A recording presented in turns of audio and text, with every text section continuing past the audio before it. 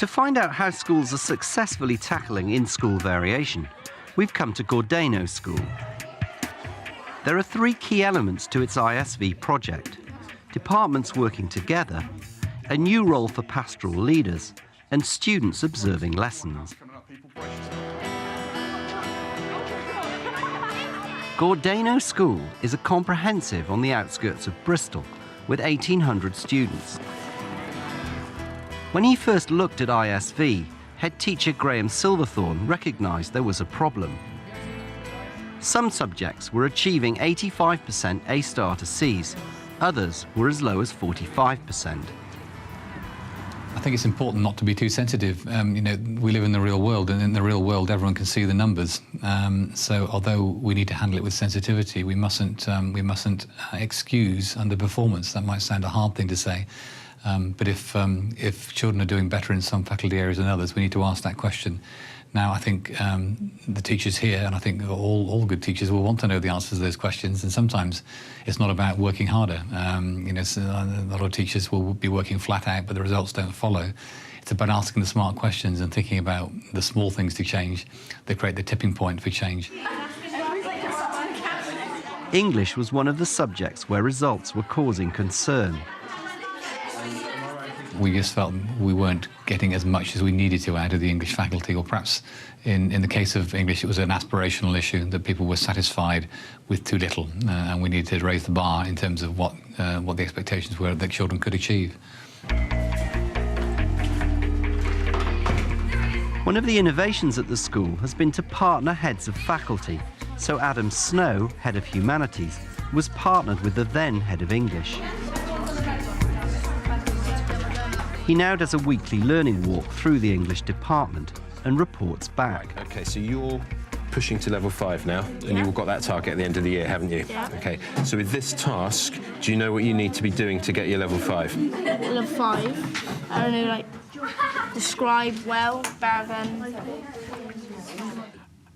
We might want to do some follow-up work on how much those targets have been embedded into sort of students' own understanding, because often if I'm going around in a class, I'll ask students, do they know their target, do they know where they're going to?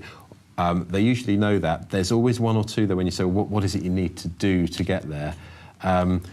Some of our students can answer that brilliantly and give me very detailed examples, but they're often the slightly higher ability students. And I think one thing we might want to check is whether whether all the students, if we say to them, what are you actually trying to achieve here to get that target, whether they can actually tell us without having to sort of look at a sticker in the front of their book. English is now doing well. One of the weaknesses in the past was the use of data. I think the data was a big thing. We weren't tracking, we weren't keeping monitoring systems as successfully.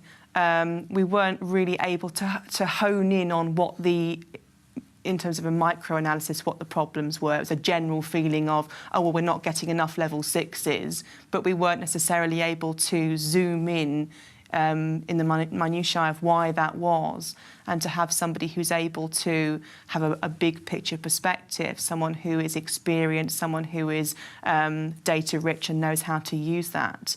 That was something that we were able to then take on board ourselves, to actually zoom in on what the particular problems were. When Adam was first partnered with English, he recognised that he needed to tread carefully. Although he was head of a high-performing department, his approach had to be collaborative. OK, would someone like to explain to Mr. Snow what we're doing today? Go on, Zach, tell me. We're like doing posters on some quotes on Shakespeare's play Romeo and Juliet and explain them. It was a culture shock initially, because I'd been head of faculty for 3 or 4 years at the time. And obviously I've got a way of working, and my team were used to me and the way I worked, and things were as I wanted it in my faculty. Moving to another faculty, you have to be very careful of how you're going to approach the role. Now, my philosophy has always been I wanted it to be seen not as a top-down model where I was dictating and telling the head of English what should be going on. My view on it was supposed to be a sort of empowerment model where I'd be mentoring the head of English and actually hoping that if I posed the questions, that the English team and the head of English would actually come up with the answers themselves, so they had the ownership of what they wanted to improve. So that's the philosophy behind this, and I think that's worked well. But when you went in, they didn't know that was going to be the philosophy. No, they didn't. And I have to say that they were very, very positive about it. Obviously, I was in a position where I didn't know whether the feelings would be positive or whether there'd be feelings of perhaps fear or suspicion. I certainly knew when I was looking at the situation what I felt would be the way to improve things, but I didn't think that the message I know best was going to be the way to actually improve the work. Chloe, Dom, Jake, no Jake either. ISV is not just about variation in achievement between subjects. It can also be between year groups. At Gordano, pastoral leaders like Keith Berridge have been trained to use data in the same way. The results, for instance, for Year 11 are now analysed by house as well as by individuals, as well as the school total. We now break those down into houses.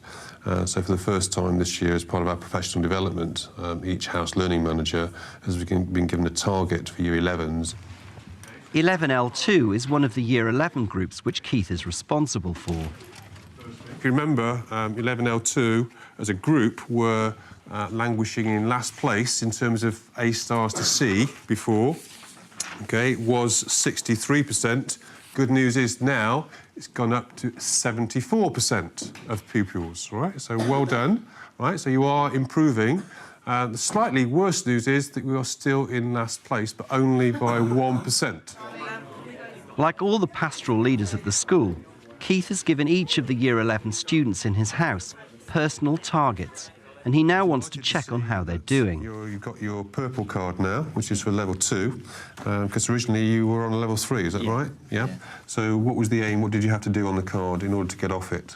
I had to do 2 things, to be honest, which was behaviour in lesson and the effort of the work that I did. Good, good. And you've done fantastically well, haven't you? Because I think you've got 1s on everything on that card, which is really good. I know you've gone up from a sort of a level 3 now to a level 2, so well done, fantastic. There's 3 subjects highlighted for improvement: English language, German and history, and you've got improvement stickers in all of them.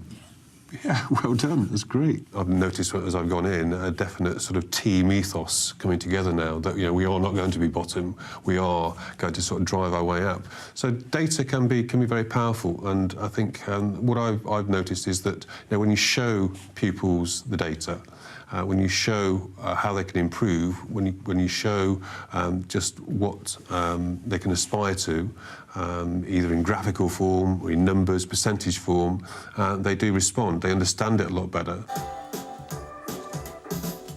We can come up with our criteria about what makes a good jingle. In examining the data, the school felt that one reason for variation was a lack of consistency in tracking coursework. They've now put in place a system so that the coursework for every student can be tracked. It seems to have had a dramatic impact. The results when I took over were about 36% A star to C. This is a GCSE course, a double GCSE course. And when we finished that course last year, the results were 86% A star to C, with our first ever students achieving double A stars in the award as well, which was particularly satisfying. I'm just looking at the ICT diploma tracker at the moment. We've got a unit breakdown of each of the units within the principal learning and the diploma, as you can see, where we are at the moment. And I can see that for Unit 1, it's all complete and the students are above target. For Unit 2, we have a similar story with 3 students above target and 1 student on target. And then looking at Unit 7, there appears to be a slight gap in 1 student's piece of work. So this would instigate me to look at exactly why that piece of work is missing for that 1 particular student there. Ellie, Noel, Scotty, there, Corey, there. The school is also using student voice to spot variations in achievement between subjects. A group of students called Learning Detectives has been trained to observe lessons. 3 minutes, starts now. Movie heroes, what they like. What's their personality? What are their characteristics? Gentlemen, you let me... Like many schools, a key issue at Gordeno is variation in performance between boys and girls. English teacher Andy Budge has called in the learning detectives to see whether he's giving equal attention in lessons to boys and girls. Stand up to his wife. Powerless? Yeah. Weak? I'm a fairly dominant teacher. I mean, a lot of people who observe me say that I'm very kind of like, I'm a very visible figure in a lesson. And over the years, I've kind of thought, is that because I'm a bit alpha male in a classroom? If so, how do different genders in my room respond to that kind of alpha maleness on my part? So I wanted to make sure that I wasn't doing either gender a disservice in my kind of style of delivery, where I do kind of dominate the space. Annie? Vulnerable. Vulnerable, good word. Like that. Ben, talk to me. He's spontaneous. Spell it. S-P-O-N-T-A-N, yeah. Brilliant. Ollie? Could you say, like, ambitious? Yeah, you could do. Do you want to explain that? Yes is the answer I'm looking for at this point. Yes, you do want to explain that. OK, yes, I do want to explain it. Why are movie heroes ambitious? Because they just sort of go for anything.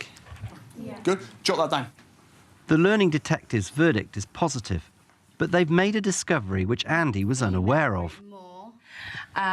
Notes, we found that throughout the kind of whole class, even when you were having the kind of the Q&A time, the girls were kind of more constantly writing down notes. So they kind of went through it all. So each time you wrote something on the board, they write it as well. Whereas most of the boys, it seemed that they didn't really write anything until you kind of said, OK, copy that down from the board. They so kind of didn't take the initiative as much. So if you want boys to write stuff down, you've got to explicitly tell them that. It did. So they did get the notes, but like they did need to be specifically told, please write this down. Sure. That's interesting. Whereas girls do that automatically. They did seem to, yeah. Oh, they didn't really seem to need that much prompting. They kind of had it down already. What we would expect in a stereotypical movie hero. Although Andy has welcomed the student observers, other teachers have been more wary. Do you agree with It's another aspect of tackling ISV which requires careful management. Good. In the initial year run we've had at this, it's been volunteers.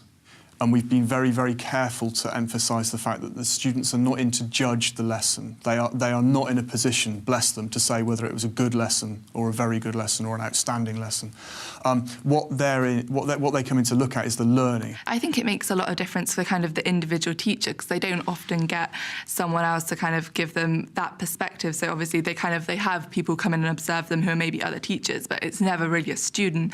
So it's kind of really interesting for them to get a student's point of view of what's going on, to kind of get their opinion on how they deliver their lesson, how people respond to them.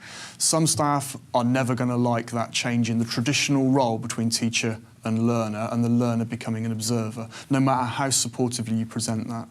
So it's a case of kind of achieving critical mass with it so that most people are on side and supportive of the idea.